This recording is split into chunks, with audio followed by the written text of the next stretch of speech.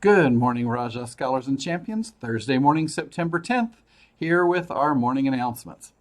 First of all, Rajah that, thank you again for continuing to spread positivity, respect, integrity, determination, and excellence. I appreciate so many of you going on Twitter and Instagram and hitting likes and sending out positive comments to special tweets about our school, about our students, about people that are doing great things. So way to go. I'm really proud of you. Now, we want to say a happy birthday to the following friends. Today, Ivan Munoz, Josiah Arengure, Oscar Gutierrez Castro, Ryan Sarmiento, Jonathan Torres, Gabriel Barrera Rocha, Kendra McGrath, and Gerardo Montellano Fuentes. We hope you have a great celebration with your family today. Also, a special message from our counselors. This is a longer one, but it's very important. Ms. De Loera has an important announcement for you to pay close attention to. Good morning, Rajahs. Doctora De Loera here for you all on behalf of the Counseling Department to talk about National Suicide Awareness and Prevention Month. So today's topic is focusing on the Latinx community and culture. When it comes to seeking mental health care, the Latinx community has always struggled with stigma, both in and outside of the United States. The reasons are varied as our culture's pressure due to machismo, a heavy reliance on faith versus therapy, and a general lack of education when it comes to what psychology and psychiatry can do for us. And that doesn't even take into consideration the financial and language barriers that cause many to view therapy as a waste of money, something people of color don't do, and we keep our business within the family. In 2019, however, many people in the Latinx community are finally becoming increasingly aware of the value of taking care of themselves, not only physically, but also mentally. And considering the current political climate here in the United States, it is more important now than ever for Latinx community to dismantle mental health stigma.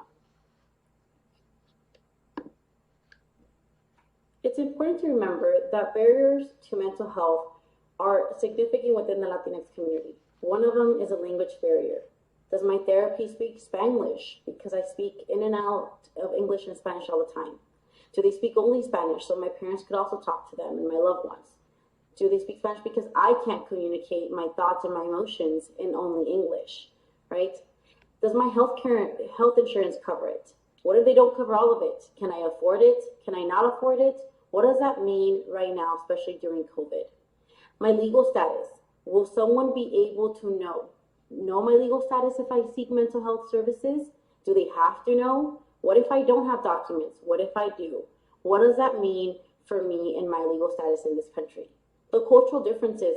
What do you mean you want to go to a counselor and talk to somebody because of your emotions and what's going on? Are you crazy?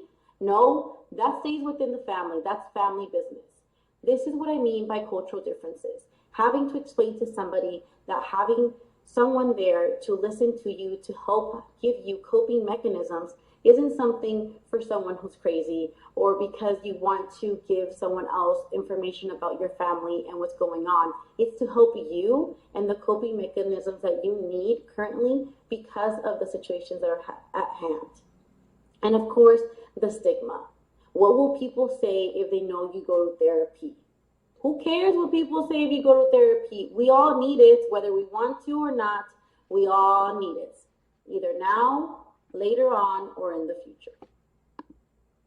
According to the Anxiety and Depression Association of America, only 20% of Latinx experiencing mental health issues ever speak to their doctors about their symptoms. Worse still than that, 10% actually seek out help from a mental health practitioner. This is despite the fact that ADAA states we all face anxiety, PTSD, and depression in similar numbers as that of the rest of the population who do seek mental health services. When talking about mental health, it's important to realize that many of us have trauma within our lives, and we continuously continue to experience it, especially with the current political climate at hand right now. But because of this trauma, we have probably built a great distrust towards authority figures. However, seeking mental health services does not mean that you are going to an authority figure. On the contrary, you're going to somebody who is here to help you cope with those circumstances that you're currently going through. The other thing that I want to bring focus to is how the difference between males and females has made a big impact or shift within the Latinx community and therapy. It is stated that more Latina high schoolers attempt suicide than their white peers. Why is it? Is it because Latinas are expected to take care of their family instead of taking care of themselves first? Because of the naviance of machismo within our community and how much it has an impact on everything that we do and how we're expected to care for others before we care for ourselves. Remember, Rajas, we can't take care of others until we take care of ourselves first. You can't pour water into another glass if your glass is empty. Thoughts of suicide were up to 8 times higher for Latino students who felt less connectedness and communication within their families. This is why it's important to break the stigma. We're asking you to be the future chargers of tomorrow's leader and break the stigma within your community and talk about mental health issues, talk about suicide. No matter how difficult it may be, it's a communication and conversation that needs to happen. Don't wait until something tragic has to happen in order for this topic to be brought up.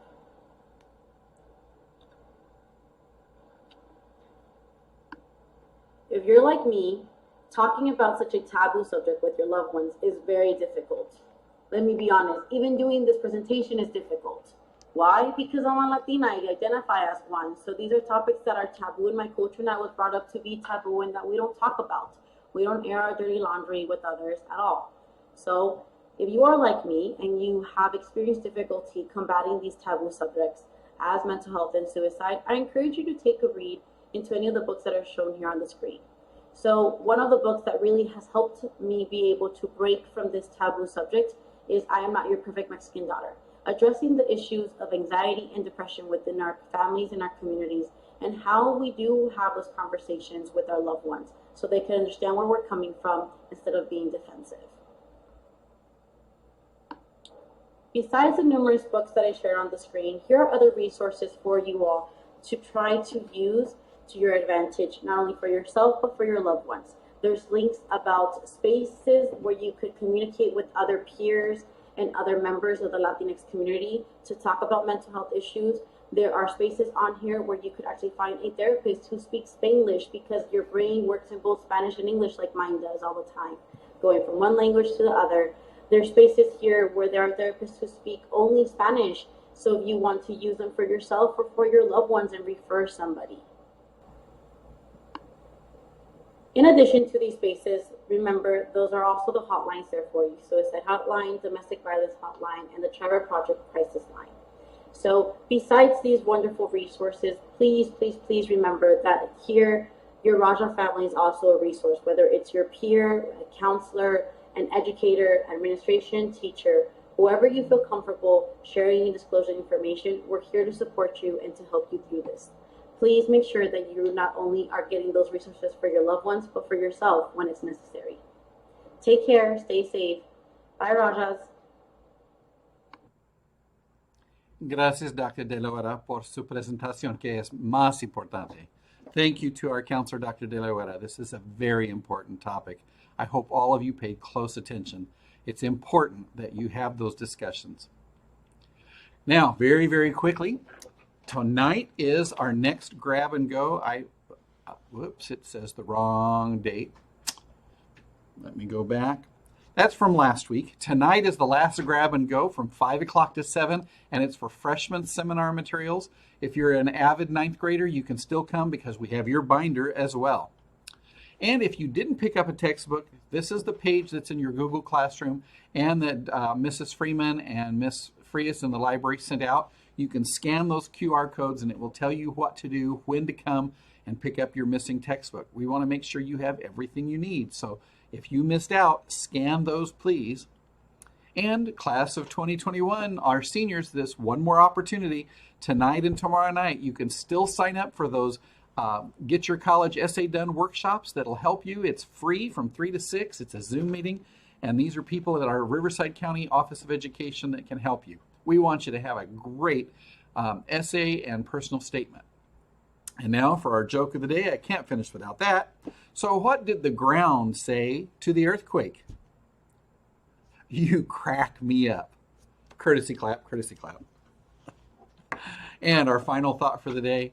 There are no shortcuts to any place worth going, Beverly Stills said that. And it's important. Whatever your plans are for your future, there's not a shortcut to get there. It takes hard work, dedication, perseverance, determination, grit, and you will be excellent. So keep at it. With that, be kind to one another and stay classy, Indio. Stay healthy, hopeful, and calm. We'll see you tomorrow on Friday.